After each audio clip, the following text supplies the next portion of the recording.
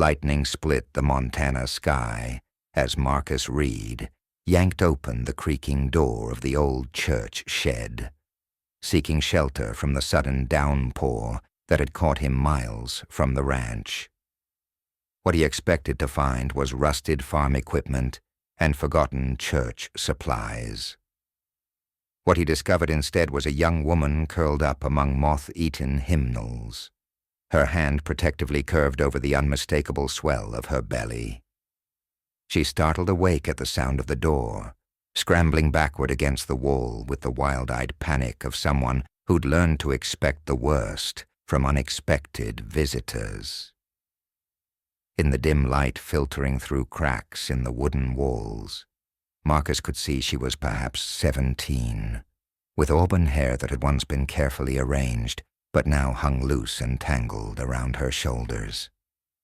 "Easy," Marcus said softly, holding up his hands to show he meant no harm. "Just taking shelter from the rain." The girl's eyes darted from his face to the open door behind him, calculating distances and escape routes with the desperate efficiency of prey animals. Marcus noticed the way she held herself, protective, defensive, ready to run despite her obvious exhaustion. "You hurt?" he asked, noting the purple bruise that marred her left cheek and the way she favored her right arm. "I'm fine," she whispered, but her voice carried the hollow quality of someone who'd repeated that lie so often, it had lost all meaning. Marcus studied her more carefully, taking in details that painted a troubling picture. Her dress was expensive but torn, suggesting violence rather than accident. Her shoes were missing entirely, and her feet were cut and dirty from walking across rough ground. Most telling was the careful way she held her pregnant belly, as if protecting it from further harm. "How long you been hiding in here?" "I'm not hiding. I was just resting." The defiance in her voice was undermined by the tremor of fear. "Miss, it's none of my business what brought you here. But this storm's getting worse. Shed roof's got holes in it, and you're already soaked through." Marcus gestured toward the water beginning to drip through the deteriorating ceiling. "There's a cabin about 2 miles south where you could dry off. Get something hot to eat." "I can't." The words came out in a rush. "I can't go anywhere people might see me. If my father finds me."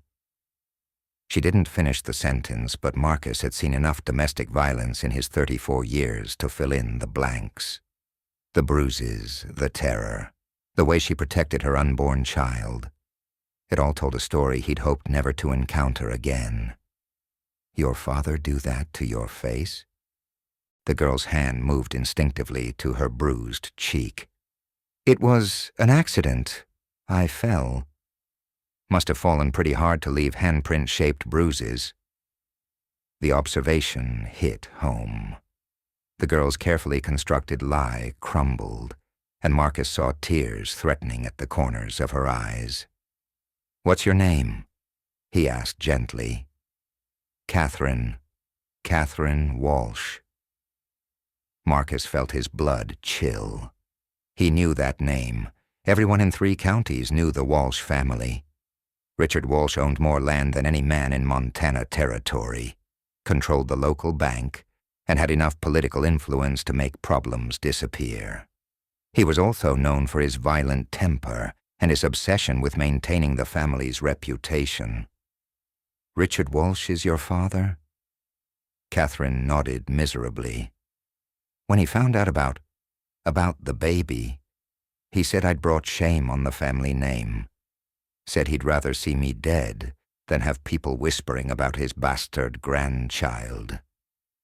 Marcus understood the full weight of her situation. Richard Walsh was powerful enough to hunt down his daughter anywhere in the territory, and proud enough to kill her rather than accept the scandal of an unwed pregnancy in his family. "Who's the father?" Catherine's expression closed off. "It doesn't matter. He's gone. Run off when he found out? Died. Horse accident 2 months ago. Catherine's voice carried the flat tone of someone who'd already grieved as much as she could bear. Tommy never even knew about the baby. Marcus felt something twist in his chest. This wasn't just a case of a young woman in trouble. This was a girl who'd lost everything, carrying a child whose father would never know it existed, hiding from a man who saw her pregnancy as a problem to be eliminated.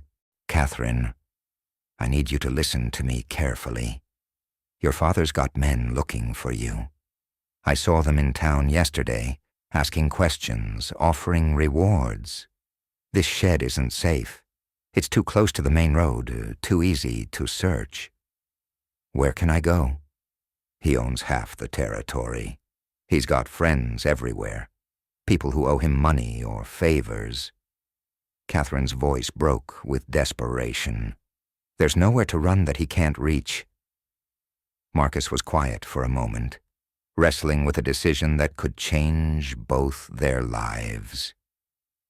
He thought about his small ranch, isolated enough to provide real protection, but close enough to town that a woman could get medical help when her time came. He thought about his late wife, Sarah, who died in childbirth 3 years ago, and how she would have responded to a pregnant girl in need of sanctuary.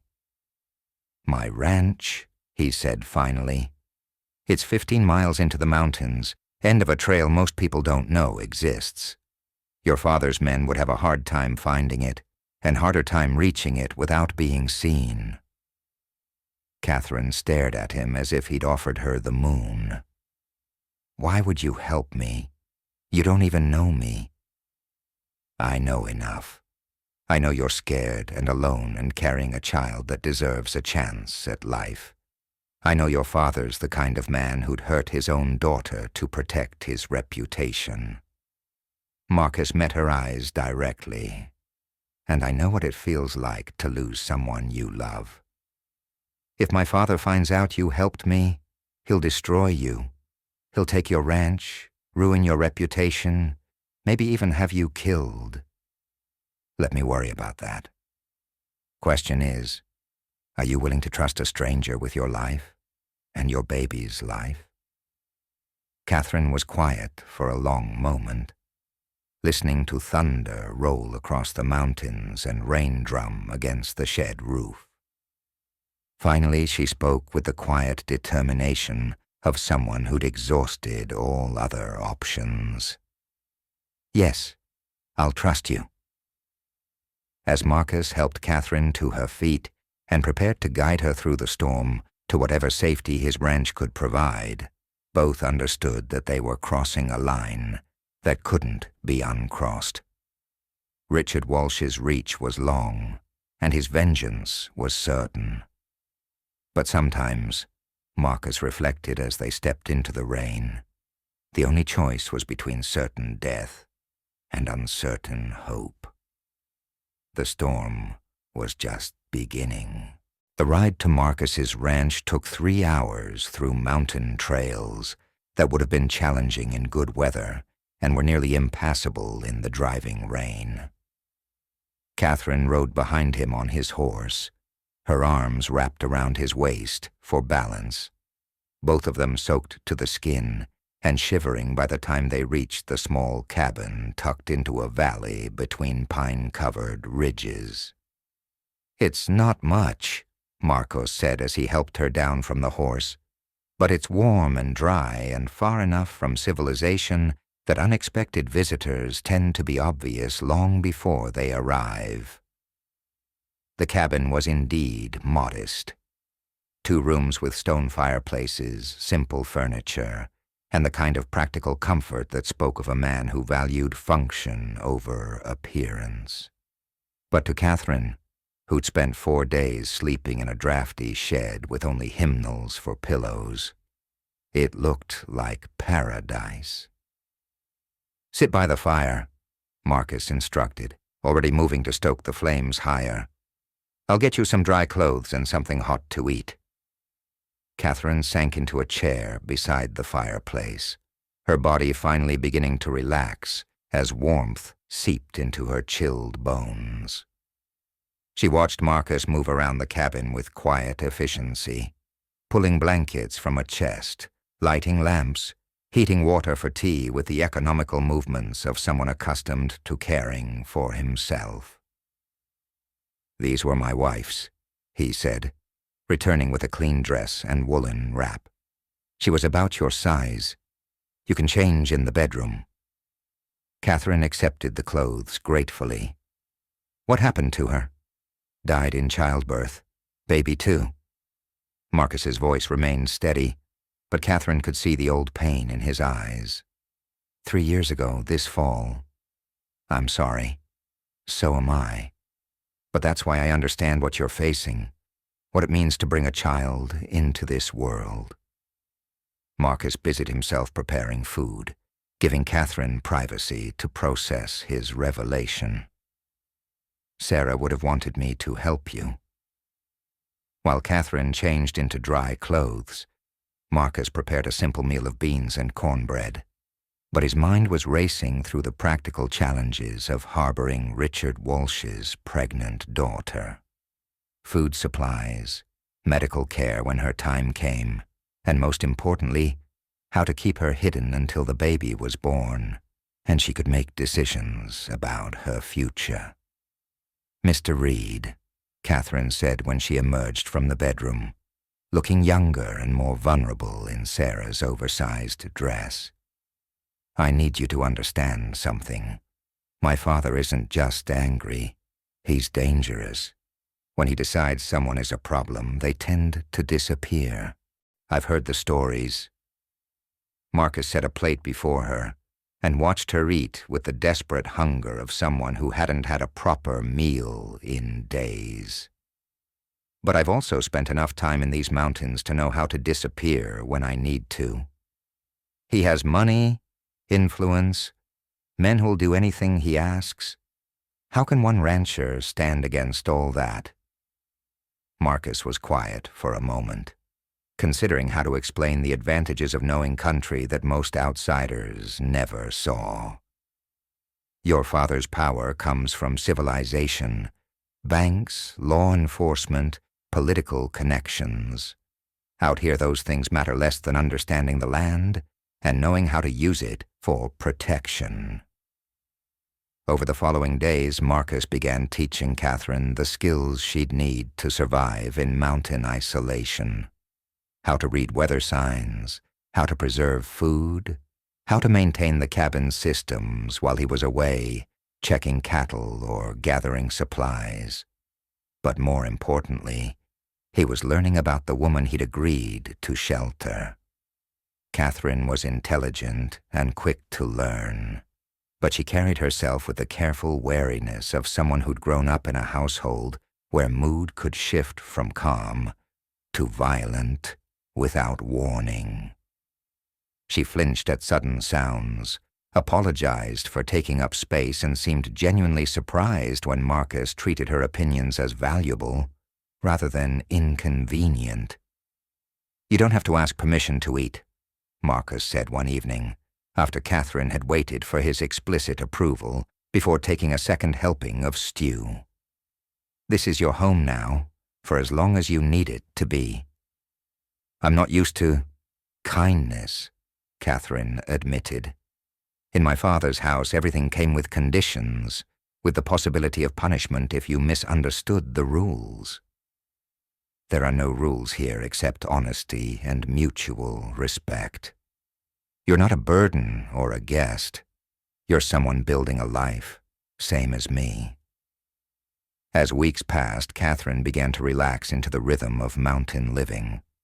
Her bruises faded, her health improved on regular meals and adequate rest, and her pregnancy progressed normally despite the trauma she'd endured. But Marcus could see her growing anxiety as her condition became more obvious. "What happens when the baby comes?" she asked one evening as they sat by the fire, her hands resting on her expanding belly. I can't stay hidden forever, and I can't raise a child in isolation. We'll figure it out when the time comes. Right now, the important thing is keeping you and the baby safe. But after, my father will never stop looking for me. He'll see this child as proof of his family's shame, something that needs to be eliminated. Marcus had been thinking about this problem since the day he'd found her. Richard Walsh's obsession with reputation made him predictable in some ways, but also incredibly dangerous. The man would rather see his daughter dead than publicly disgraced. What if there was a way to make him believe you were already gone? Marcus suggested carefully. What if he thought the problem had already been resolved? Catherine looked at him with dawning understanding. You mean, make him think I'm dead? I mean, give you a chance to start over somewhere he'd never think to look, with a new name and a story that doesn't connect back to Richard Walsh's daughter. The idea was dangerous and would require careful planning, but it offered something Catherine had almost given up hoping for. A real chance at freedom, not just for her, but for her unborn child. Would you help me do that, even though it means more risk for you? Marcus met her eyes, seeing not just the frightened girl he'd found in the church shed, but the strong woman she was becoming.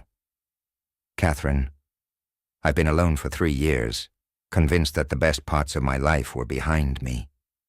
Helping you has reminded me that sometimes the most important thing you can do is protect something innocent and precious, even if it costs you everything.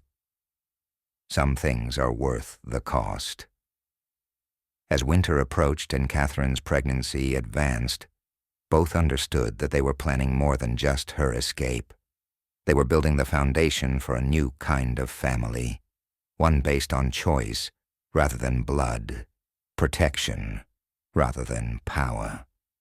The question now was whether they could execute their plan before Richard Walsh's search reached their mountain sanctuary. The first sign of trouble came on a crisp November morning when Marcus spotted dust on the far ridge, riders moving with the purposeful coordination of a search party. He watched through his spyglass as 6 men worked their way systematically through the mountain valleys, checking every cabin, every shelter, every place a person might hide. Catherine, he called quietly, stepping back into the cabin where she was preparing breakfast. At 7 months pregnant, she moved with the careful grace of someone carrying precious cargo, but her mind remained sharp and alert. How close? She asked, reading the tension in his voice. Maybe 5 miles. They're searching systematically, but they don't know these trails. We have time to prepare. Catherine set down the coffee pot with steady hands, though Marcus could see the fear in her eyes. They'd known this day would come. Richard Walsh was too powerful and too determined to give up easily. The cave? She asked. Marcus nodded. They'd prepared for this possibility, scouting a hidden cave system 2 miles up the mountain where Catherine could wait out a search. It wasn't comfortable, but it was invisible to anyone who didn't know exactly where to look. Take the emergency supplies and head up now. I'll join you after I've made sure there's nothing here to suggest you've been staying with me.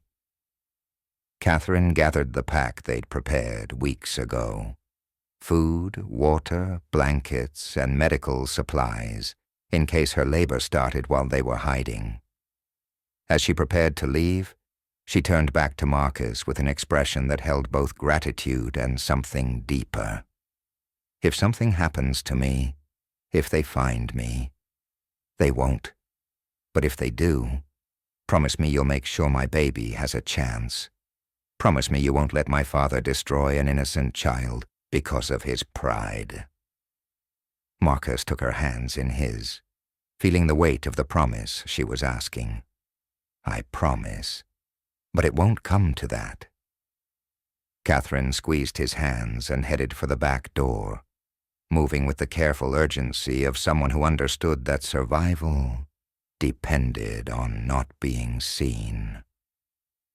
Marcus watched until she disappeared into the tree line, then began the methodical process of erasing evidence of her presence.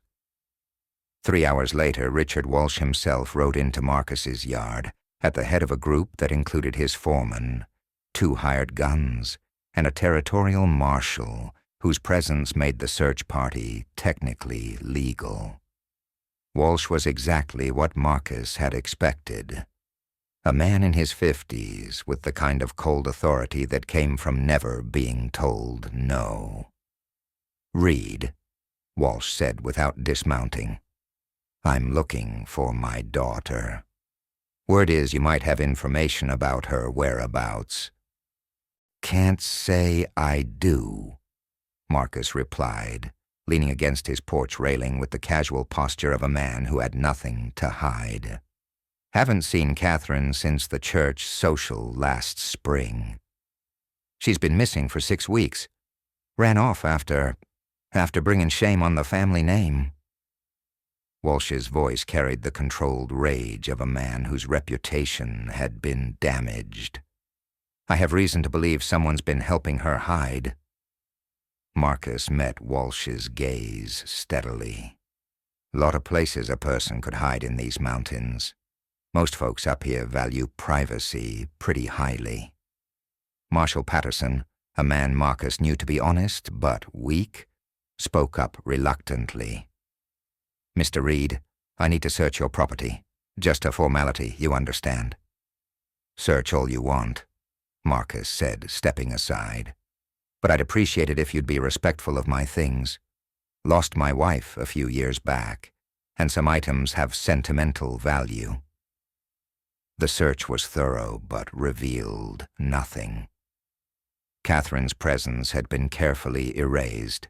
No women's clothing, no extra food stores, no sign that anyone but a solitary rancher lived in the modest cabin. Marcus had even taken the precaution of hiding Sarah's belongings to avoid questions about why he'd offered women's clothes to Catherine. "Nothing here," the marshal reported after 30 minutes. "Looks like a man living alone, just like he says." But Richard Walsh wasn't satisfied. His cold eyes swept the property, noting details that suggested his daughter might have passed this way. "Awful lot of firewood cut for one man," he observed. "And your garden's been harvested pretty thoroughly for someone feeding just himself." "Long winter coming," Marcus replied. "I like to be prepared." Walsh dismounted and walked closer to Marcus, close enough that his voice wouldn't carry to his men. "I know she's been here. I can smell her perfume in your cabin. See the way you've rearranged things to accommodate a woman's presence." Marcus kept his expression neutral, despite his racing heart. "Don't know what you're talking about. Here's what's going to happen," Walsh continued quietly. "You're going to tell me where she is, or I'm going to make your life very unpleasant. I own the bank that holds your mortgage. I control the markets where you sell your cattle, and I have enough influence to make sure you never work in this territory again." "That sounds like a threat." "It's a promise. I'll destroy you piece by piece until you give me what I want." Marcus looked into Walsh's eyes and saw the kind of cold determination that had built an empire through intimidation and violence. This was a man who would indeed follow through on his threats, who had the power to make good on every promise of destruction. "And if I don't know where she is," Marcus asked, "then you'll suffer for nothing. But somehow I don't think that's the case."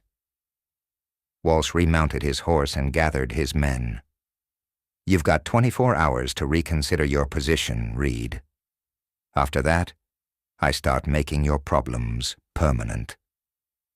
As the search party rode away, Marcus stood in his yard watching until they disappeared over the ridge.